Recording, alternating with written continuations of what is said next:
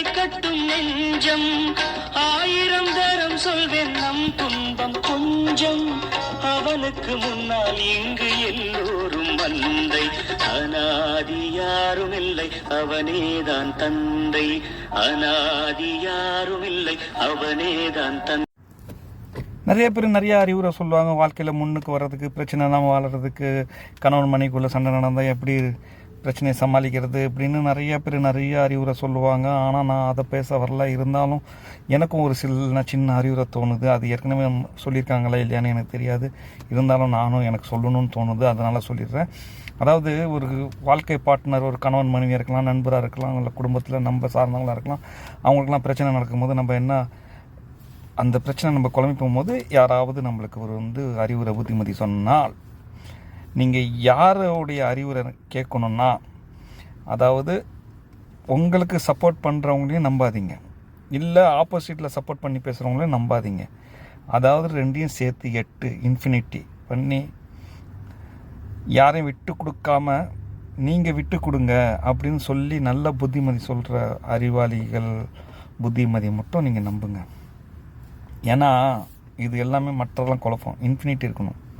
நல்லது நல்லதுக்குள் கெட்டது, கெட்டதுக்குள் நல்லதுன்னு, உண்மை உண்மைக்குள் பொய், பொய்க்குள் உண்மை.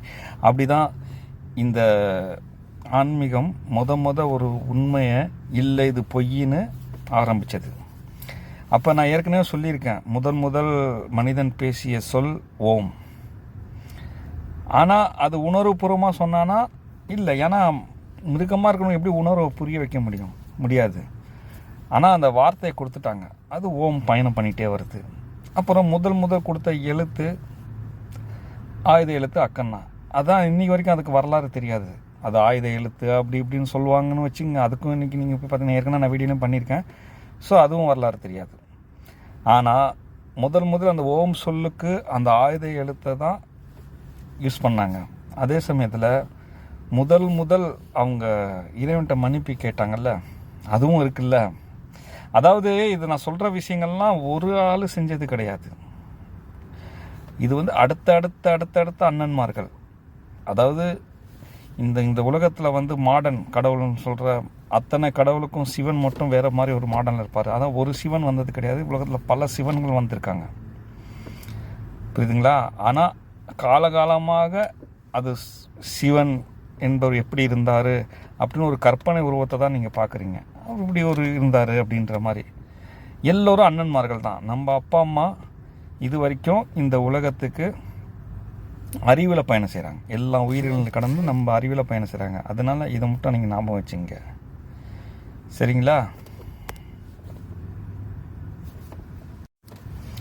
இப்போ அவங்க மன்னிப்பு எப்படி கேட்க வச்சாங்கன்னா, பூமிக்கு கீழே, அதாவது அக்கனார் போட்டு அந்த ஒரு பூமியில் நம்ம இருக்கிறோம், இதெல்லாம் சுற்றி வருது, மேலே இருக்கிற வானம் மாதிரி கீழே ஒரு வானம் இருக்குது, புரிய வைக்கிறாங்க.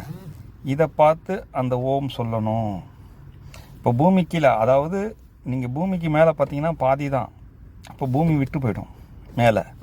ஆனால் நீங்கள் பூமியை கடந்து போனீங்கன்னா ஆள் வந்துடும், எல்லாமே அனைத்தும். அதாவது மேலேயும் பூமியை கடந்து கீழே ஒரு வானம், புரியுதுங்களா? அதுக்கு அடுத்த வந்த சயின்ஸ் தான் இது. என்ன ஊஞ்சல் மாதிரி தொங்கிட்டு இருக்குதா பூமி, இதென்ன முட்டாள்தனமாக இருக்குன்னு அடுத்த ஒரு சயின்ஸ். இதை நீங்கள் புரிஞ்சுக்கணும். இதுதான் படிப்படியாக வளர்ந்த ஆன்மீகம். அப்புறம் கூட தொடர்ந்து ஆன்மீகத்தில் மாற்றங்கள் ஏற்பட்டு தான் இருக்குது. இப்போ வயிற்றில் இருக்கிற பிள்ளை ஆம்பளை பிள்ளையா பொம்பளை பிள்ளையா சொல்ல முடியாது, கடவுளை தவிரன்னு சொன்னதெல்லாம் இப்போ மாறி போச்சு. அதே மாதிரி அம்மன் வருது, அம்மன் வந்தால் சாமி இது வந்துருச்சு, அந்த வெப்பரெல்லாம் பண்ணிட்டு இருந்தாங்க. அப்புறம் இப்போ இது இன்ஃபெக்ஷன் ஆகி போச்சு. அந்த மாதிரி மாறிக்கிட்டு இருக்கும். இருந்தாலும் நீங்கள் நீங்களும் யோசிங்க. உங்கள் அறிவிலையும் இருக்கிறாங்க. நீங்கள் கடவுள் கடந்து உள்ளே போய் பாருங்கள், எல்லாமே தெரியும்.